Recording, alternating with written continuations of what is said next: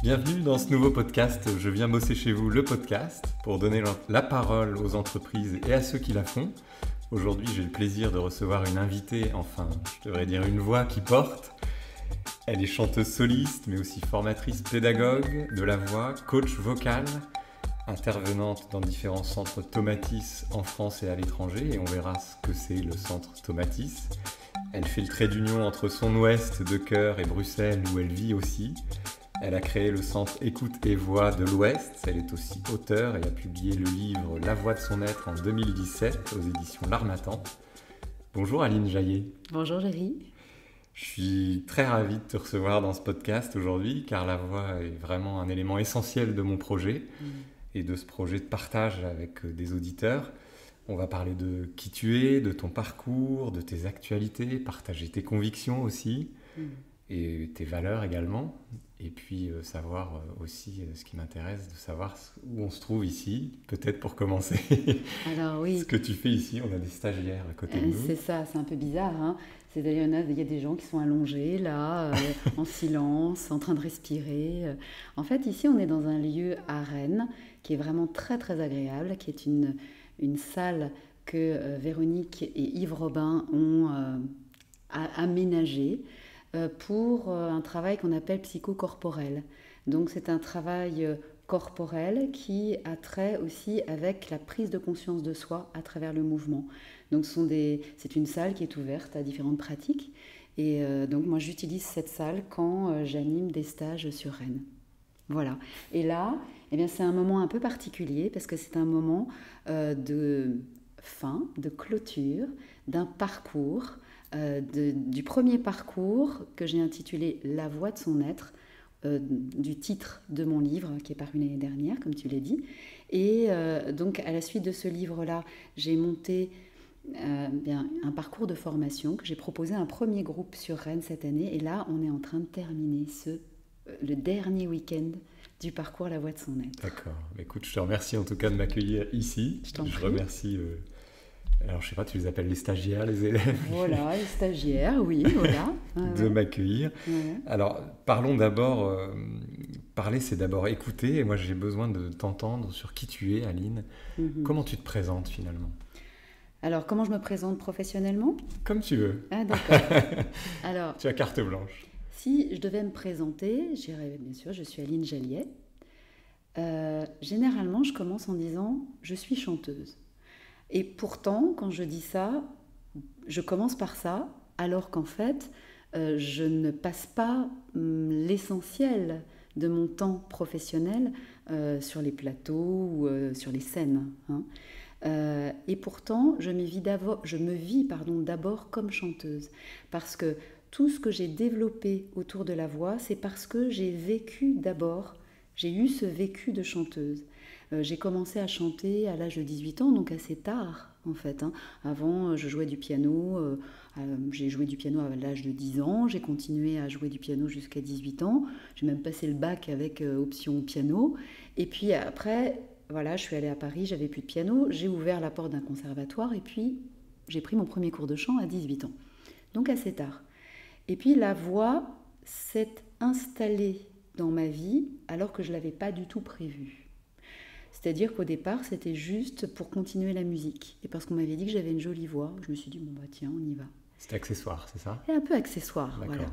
Et puis, c'est devenu de plus en plus central à mon insu, puisque je faisais des études de lettres, j'ai fait d'abord Hippocagne, Cagne, puis après je suis allée en université, j'ai fait tout un parcours universitaire jusqu'en thèse en lettres. Puis à un moment donné, il y a eu un choix qui a dû se faire entre ce projet initial qui était celui, par exemple, d'enseigner la littérature, et puis quelque chose que je n'avais pas prévu et qui s'est imposé à moi, et c'est devenu la voix.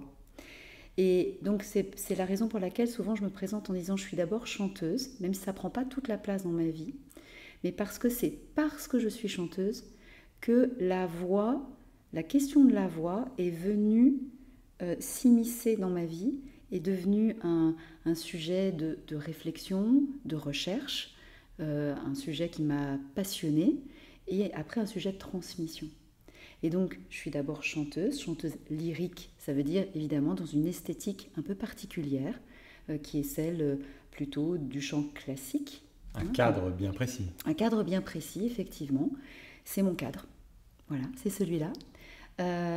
Aujourd'hui, je suis coach de la voix. Coach, c'est...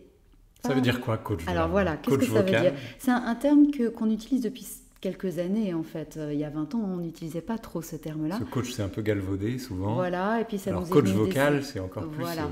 Ça nous est venu des extraterrestre. États-Unis. Avant, on disait prof de chant ou professeur de voix. Maintenant, on dit coach vocal. Et c'est-à-dire que moi, je me nomme coach vocal, alors qu'avant, je disais que j'étais professeur de chant ou que j'accompagnais les gens en recherche sur leur voix. Sauf qu'il n'y a pas que le chant, pardon. Non, voilà. Alors, coach vocal, c'est quoi? C'est quelqu'un qui va répondre à une demande, la demande de quelqu'un qui soit un particulier ou un professionnel, sur sa voix. Et c'est une demande très précise. Ce qui fait qu'un coach vocal, contrairement par exemple à un professeur de chant ou un professeur de voix, ne va pas accompagner quelqu'un pendant des années. Un coach vocal va accompagner quelqu'un pendant un temps donné, par rapport à une problématique donnée, par rapport à une demande, une difficulté qu'une personne rencontre. Et alors par exemple ?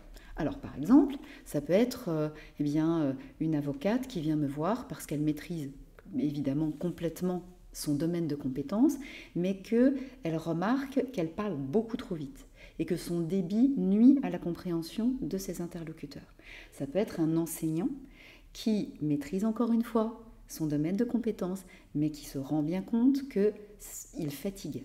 Et que fatigant, par exemple, à chaque début d'année scolaire, il va perdre la voix, par exemple. À ce point-là. Ah oui, à ce point-là. Et que donc, il met en difficulté, même en danger, son activité professionnelle. Ça peut être un acteur ou un comédien qui maîtrise encore une fois son domaine de compétences, mais qui sent qu'il rencontre une difficulté avec sa voix dans la liberté qu'il voudrait donner à sa voix.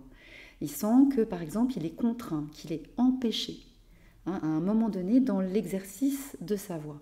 Or, à chaque fois qu'une personne vient me voir avec une demande, c'est parce qu'elle est confrontée à un empêchement, souvent depuis longtemps, mais qu'elle n'a pas fait la démarche. Elle a dit ça passera, et puis j'ai pas le temps, et puis je m'occupe d'autre chose. Et il y a un moment donné où ça s'impose.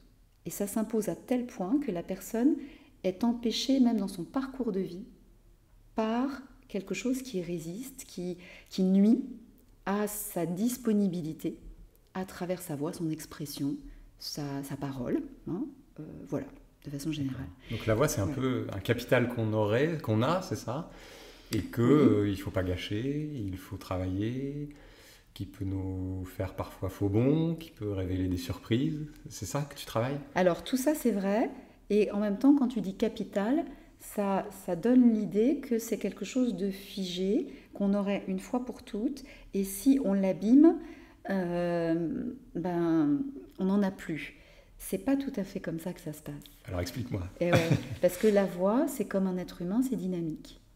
Donc toi, tu n'es pas le même aujourd'hui qu'il y a 10 ans, parce que tu as vécu un certain nombre de choses qui t'ont construit, qui t'ont fait grandir, qui t'ont fait évoluer, qui t'ont fait regarder le monde autrement, et aussi qui ont fait évoluer ta voix.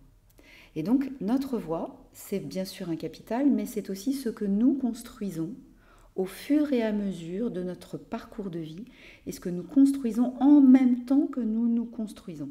Et notre voix nous construit en même temps que nous construisons notre voix. Donc c'est la voix, c'est à la fois ce qui parle de moi, quand voilà, tu m'écoutes, tu écoutes ma voix, et à travers ma voix, il y a ce que je suis, mais ce que je suis aujourd'hui. Ma voix parle de ce que j'ai traversé, de ce sur quoi j'ai cheminé, et de ce à quoi je suis arrivée dans l'expression de ce que je suis aujourd'hui. Aujourd'hui, mais peut-être que demain, ce sera encore différent. D'accord. Alors, je constate beaucoup de gestuels dans ta voix. Ouais. C'est important, ces gestes. Explique-moi un peu. Alors, je ne fais pas exprès. Ouais. C'est pas une volonté déterminée. C'est-à-dire que moi, simplement, je vis complètement avec ma voix, mon corps, ma voilà, mon émotion, mon ressenti, enfin voilà. Donc, en fait, je ne fais pas exprès, c'est que je ne peux pas faire autrement. C'est que si tu me dis maintenant, t'arrêtes de bouger, tu tiens tes mains là, tu ne bouges plus, Aline. Là, en fait, je sens qu'à l'intérieur, ça commence à se figer, que je commence à être mal, en fait. Je ne vais plus pouvoir respirer. Et que là, ça va aller mieux si je fais ça. Tu vois. Voilà. Mets-toi à l'aise. Donc après, chacun son style. Okay. Moi, mon style, c'est de bouger mes mains. Et c'est ça la voix de son être, justement? Alors voilà, en fait, la voix de son être, c'est une recherche pour moi. Hein. Quand j'ai écrit ce livre, quand j'ai fait paraître ce livre l'année dernière, c'est au bout, tout un processus, en fait, qui a duré un certain nombre d'années. Et c'est au bout, je dirais, au moins d'une bonne dizaine d'années de réflexion, de recherche, d'écriture, voilà, et que j'ai fait aboutir. Et effectivement, si j'avais à définir la voix de son être, en tout cas ce que moi je cherche à faire découvrir voilà, aux personnes que j'accompagne, en tout cas dans ce chemin-là, c'est comment être soi à travers sa voix, et être suffisamment en accord avec sa voix, quelles que soient les circonstances, quelles que soient les situations, quelles que soient les relations, quels que soient les vécus, hein, être suffisamment en accord avec sa voix pour se reconnaître tout le temps dans sa voix, dans son expression et dans ce qui se manifeste de soi à travers sa voix. Je précise les choses de façon peut-être plus simple. Il y a plein de gens qui disent, moi quand je m'entends sur un enregistrement, par exemple... c'est l'horreur. Voilà. Et quand on se voit aussi. Alors, quand on se voit aussi, bien sûr. Mais quand on s'entend encore plus, quasiment, parce qu'en fait, se voir, on a l'habitude de voir des photographies de soi. Tu vois ? Donc, on sait déjà que c'est un peu compliqué, mais bon, on a l'habitude, en tout cas, de cette image-là qui ne nous ressemble pas trop, mais bon, on dit, bon, allez, on fait contre mauvaise fortune, bon cœur, c'est moi. Mais notre voix, on n'a pas tant l'habitude que ça de l'entendre enregistrer, d'accord ? Et donc, il y a un sentiment de déconnexion, enfin, comme si c'était pas moi, quoi. Et le nombre de gens qui viennent en me disant moi je reconnais pas ma voix, c'est horrible, j'aime pas ma voix, je m'aime pas. Et en fait, pour moi, l'enjeu de la voix de son être, c'est à un moment donné de se dire la question n'est plus est-ce que j'aime ma voix ou j'aime pas ma voix. Ça n'est plus cette question-là, on change de paradigme. C'est d'être à l'aise avec sa voix, c'est ça ? Oui, et c'est est-ce que je suis moi dans ma voix ? Est-ce que je me sens moi dans ma voix ? Voilà, point. Et donc, tu vois, les enjeux ne sont pas au même endroit. Et donc, c'est ça que tu travailles avec c'est ça que je travaille. Les personnes. Ouais, c'est ça, en que fait. Tu reçois. Voilà que je travaille. Et puis, je dirais, en fait, que je découvre. Parce que moi, j'ai initié toute une réflexion, mais encore une fois, c'est dynamique. C'est-à-dire qu'à chaque fois que je travaille avec quelqu'un ou avec un groupe, j'apprends. Mais alors, moi, en fait, je ne devrais même pas me faire payer. C'est une honte de me faire payer. Parce qu'en fait... c'est moi que je forme. Moi, à chaque fois, j'amasse. Parce que chaque personne qui a un rapport propre à sa voix m'apprend énormément sur le rapport d'un homme, d'un être humain, je veux dire, à sa voix. Et moi, après, j'emmagasine. Et je me dis, ah oui, d'accord, ah ça, j'avais pas encore capté ça. Ah oui, elle m'apprend ça. Ah d'accord, on peut imaginer ça. Et en fait, voilà, après, avec tout ça, c'est des éléments, des outils, j'appelle ça ma boîte à outils. Et quand quelqu'un m'apporte une problématique, une difficulté, je dis « Ah, ok, alors ça me rappelle que j'avais cet outil-là. Et tiens, est-ce que cet outil-là pourrait te parler ?» Parce qu'il y a des solutions, c'est ça ? Ah bah heureusement. En fait, c'est plus que ça. C'est que moi, je suis convaincue d'une chose, c'est que chacun de nous, nous avons nos solutions, mais que nous ne les connaissons pas. Et que nous avons parfois, souvent, besoin de quelqu'un qui nous montre le chemin de nos solutions. La petite voix extérieure, c'est ça ? Peut-être, avant que ce soit une voix intérieure. Voilà. Et moi, je sens ça. C'est-à-dire, j'ai cette particularité, c'est que dans ce que j'entends, de ce que la personne me dit, j'entends les solutions que la personne amène, mais qu'elle ne sait pas avoir. Donc mon rôle à moi, c'est d'aider cette personne-là à faire émerger les solutions. Bien sûr, je l'aide avec des outils que mon expérience m'a permis d'accumuler. Mais ce n'est pas seulement mes outils. C'est d'abord comment la personne, avec sa façon d'être en relation avec sa voix, sa façon de comprendre les choses, de voir le monde et de se situer aussi dans le monde par rapport à elle et par rapport aux autres, comment cette personne-là, elle va faire émerger ce dont elle a besoin, elle, pour être bien avec elle et avec sa voix. D'accord. Alors tu sais, moi dans mon aventure, je rencontre beaucoup de dirigeants d'entreprise, de DRH, de managers, mais aussi des salariés tout simplement qui doivent faire des présentations à l'oral devant un public, qui interviennent aussi dans mes vidéos, je viens bosser chez vous, qui ne sont pas forcément à l'aise avec leur voix, y compris moi d'ailleurs, de temps en temps. Quel conseil tu peux donner à cette population, même si effectivement chacun est différent, j'ai bien entendu. Bien sûr. Chacun a une voix spécifique. Mais est-ce qu'il y a des petits tuyaux qu'on peut partager comme ça Je dirais peut-être que la première chose, et qui n'est pas évidente, c'est la question de l'image. Parce que tu vois, si là, il n'y avait pas la caméra, il n'y avait pas le micro, on discuterait, on serait très naturel, on serait très authentique l'un et l'autre. Dès qu'il y a un micro ou une caméra, ou du public, à ce moment-là, la donne change. C'est-à-dire que tout d'un coup, je me sens regardée. Et parce que je me sens regardée, alors je me regarde. Et quand je me regarde comme avec un regard extérieur, au lieu de me vivre de l'intérieur. Parce que si je te parle comme ça, on se croise, voilà. Comme si on prenait un pot, on prend un pot, café, voilà. Je ne me regarde pas. Je me vis et je me vis dans la relation avec toi. D'accord. Et donc dans l'interaction, c'est facile là, tu vois. Et tout d'un coup, il y a quelque chose d'artificiel qui se met en place. Il y a un regard extérieur qui arrive. Je vois que je suis regardée. Tout d'un coup, je me regarde. Et le problème là, quand je me regarde, c'est que ça m'arrête dans mon vécu. D'accord ? Donc dans ce qui est moi, naturellement, spontanément. D'accord ? Donc du coup, ce qui va se passer, c'est que je vais être aux prises avec une image.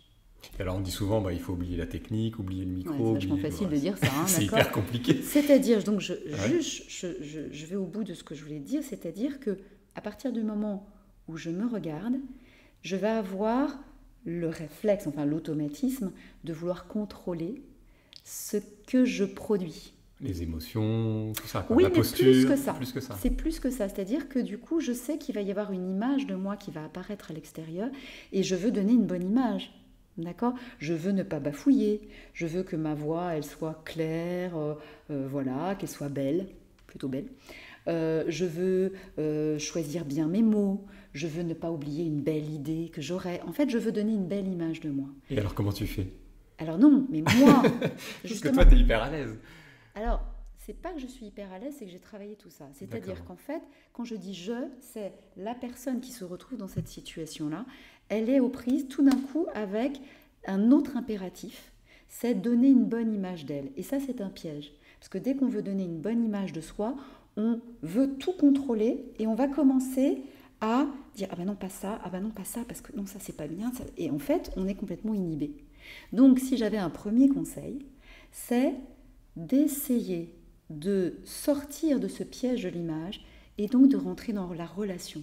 Par exemple, là, moi, j'ai complètement oublié effectivement la caméra et le micro, mais parce que je me concentre sur la relation que nous avons, tu vois, sur l'interaction dans laquelle nous sommes. Et donc, je suis très intéressée par le fait de te parler à toi, et je vois bien que tu es intéressée pour de vrai, parce que je dis, c'est pas artificiel. Et donc, du coup, le fait que je reconstitue une relation me remet dans le vivant de mon expression, de mon intelligence, de ce que j'ai envie de te dire. Et je ne suis pas en train du tout d'essayer de contrôler les choses. Mais tout ça, ça a l'air d'être super facile. Toi, c'est ton job. C'est mon job. Moi, ça fait des années que je pratique, donc c'est facile pour moi de dire ça. Mais en tout cas, ce serait peut-être un premier conseil de dire se reconcentrer sur la relation avec la personne qu'on a en face. Peut-être le deuxième conseil qui serait peut-être un peu plus technique, c'est respirer. Mais parce qu'en fait, quand il y a une émotion qui s'empare de nous, la première chose qui se passe sur le plan corporel, c'est-à-dire que notre système nerveux commence à... Se brouille. Voilà, c'est ça, à brouiller les pistes en tout cas. Et donc, en fait, je vais commencer à être un peu asphyxiée. Donc la première chose, c'est souffler. Parce que quand je souffle, je vide et je suis dans la logique de, tu sais, comment dire, pas de l'essoufflement justement, de ce qui est contraire à l'essoufflement, c'est... Tu évacues quoi. Non, oui, et puis je soupire. On se détend. Le soupir, c'est une détente. Moi, c'est le sourire souvent, tu vois. Alors, le sourire, pourquoi pas, mais dis attention, parce que le sourire peut être un piège, parce que le sourire, tu l'utilises pour l'autre. Et donc, tu n'es pas avec toi. Donc là, l'enjeu, c'est d'abord de reprendre un moment avec soi. Et si je fais... Je vais jusqu'au bout de mon expire. Et bien du coup, tu vois, ça va inviter tout mon corps à se relâcher, mes épaules à se détendre, mon ventre à se détendre. Tout ce qui, dans le corps, s'était tout d'un coup crispé devant l'enjeu qui est face à moi. Donc ça, c'est un truc tout bête. Et je dirais la troisième idée qui me vient comme ça, c'est commencer à s'écouter. Ça fait partie des choses vraiment que je travaille beaucoup, la question de l'écoute, avec l'idée que quand on change d'écoute, quand on change l'écoute qu'on a de sa propre voix, alors ça change notre voix et ça change l'écoute que l'autre a de notre voix. Alors là, je t'arrête tout de suite. On nous a toujours réfréné en disant « Ah, lui, il s'écoute parler. » C'est ça. Alors, qu'est-ce que tu as à dire là-dessus? Parce que moi, ça m'interpelle quand même. Alors moi, je crois que si je suis devenue justement un peu une spécialiste de l'écoute, c'est parce que j'ai toujours entendu quand j'étais enfant, arrête de t'écouter, c'est ça. Tu t'écoutes trop, voilà. Et ça ne veut pas dire la même chose. En fait, quand on dit à quelqu'un, ou de quelqu'un, oh, lui, il s'écoute, ça veut dire qu'en fait, il a un rapport narcissique à lui-même. Il s'écoute de façon fermée. Tu vois, c'est-à-dire qu'il pivote le miroir vers lui et il cherche une belle image. C'est la reine dans Blanche-Neige qui dit à son miroir « Miroir, mon beau miroir, dis-moi qui est la plus belle. » Et qu'est-ce qu'elle attend ? « Ma reine, vous êtes bien sûr la plus belle que toutes. » Alors en fait, le miroir, il dit pas ça, il dit jamais ça, et ça la met en rage. Il dit « Bien sûr, ma reine, vous êtes très belle. Mais il existe une princesse qui est plus belle que vous. » Mon Dieu, c'est horrible. Là, c'est le drame. Et là, c'est affreux.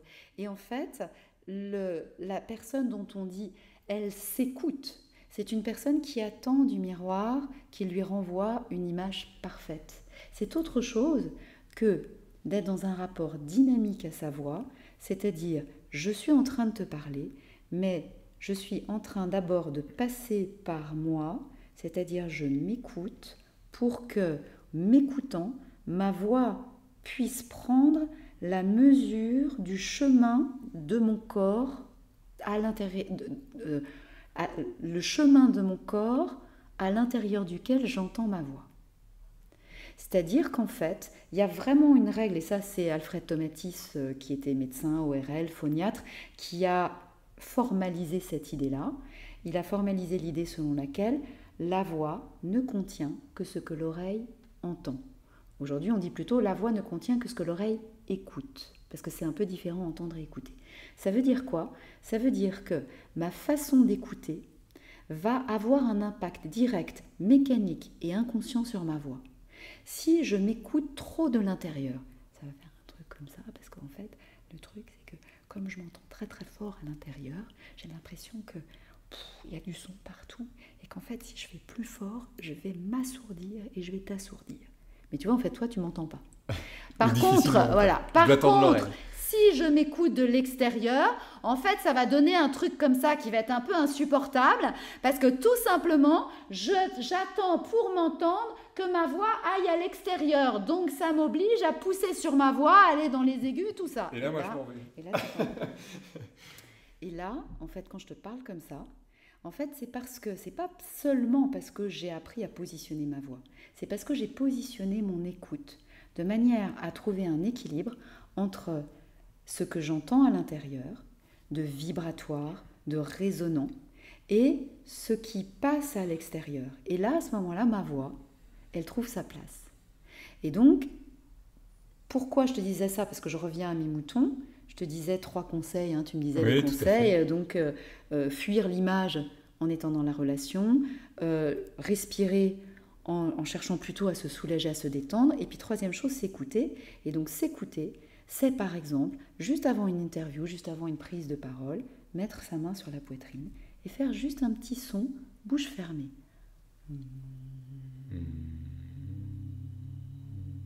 Et qu'est-ce que tu entends à ce moment-là ? Une vibration. Une vibration. Donc, en fait, cette vibration, elle te recentre et elle te permet de te remettre en contact avec toi-même là où le stress de la prise de parole te sort de toi. Tu vois ? Tout à fait. Et te mettre... En fait, t'as plus prise sur rien. Là, ça y est, je me recentre. Je sais où je suis. À nouveau, je suis en sécurité. Maintenant, je vais pouvoir, avec cette sécurité-là, m'ouvrir à toi sans me sentir, tu vois, en difficulté, quoi. C'est chouette ce qu'on partage là.